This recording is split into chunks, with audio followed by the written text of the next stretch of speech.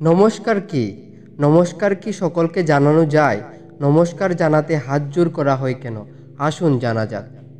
নমস্কার বা নমস্তুভ্যা, সংক্ষেপে নমস্তে হচ্ছে বৈদিক যুগ হতে প্রচলিত সনাতন ধর্মাবলম্বীদের কর্তৃক ব্যবহৃত অভিবাদন সূচক শব্দ। সাধারণত দুই হাত জোড় করে নমস্কার শব্দটি উচ্চারণ করা হয়ে থাকে। একে বলে অঞ্জলি মুদ্রা বা প্রণামও বলা হয়। নমস্কার শব্দটি এসছে মূল সংস্কৃত শব্দ নম থেকে, যার অভিধাবনিক অর্থ সম্মান জ্ঞাপনপূর্বক অবনত হওয়া।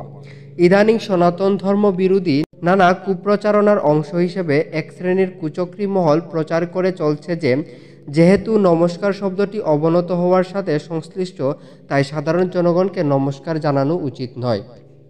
দেখা যাক এ সম্পর্কে বৈদিক শাস্ত্র কি বলে। You Debu Agni you আপোষু you বিশ্বং ভূবা না বিবেশ ইয় ঔষধীষু ইউ বনস্পতি তস্মৈ দেবায় নমো নমঃ। শ্বেতাশত উপনিষদ 1-17। যুগ যেমন পরমাত্মার দর্শনের সাধন বা উপায়, নমস্কারাদিও অনুরূপ বলিয়াও তাহাকে নমস্কার জানায়। তিনি কিরূপে? তিনি দেব অর্থাৎ পরমাত্মার প্রকারভাব। তিনি কোথায়? তিনি আছেন অগ্নিতে, জলে, তৃণ লতাদিতে, অশ্বাদিতে, বৃক্ষে। তিনি এই ত্রিভুবনে অন্তর্যামী রূপে অনুপ্রবিষ্ট হইয়া আছেন। তাই যখন কাউকে নমস্কার জানানো হয় তখন মূলত সর্বজীবে অন্তর্যামী রূপে অবস্থিত পরমাত্মাকেই প্রণতি নিবেদন করা হয়, কোনো মনুষ্য দেহকে নয়। সুতরাং নমস্কার সকলকেই জানানো যায়। দুই হাত জোড় মূলত অহম ত্যাগ পূর্বক বিনয়ভাবে প্রকাশ করার জন্য ব্যবহৃত হয়।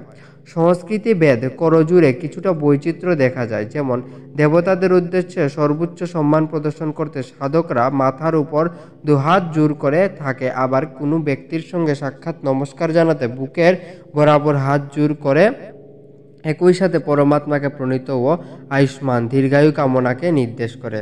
এটাই হচ্ছে নমস্কার। ধন্যবাদ সবাইকে। রাধে রাধে।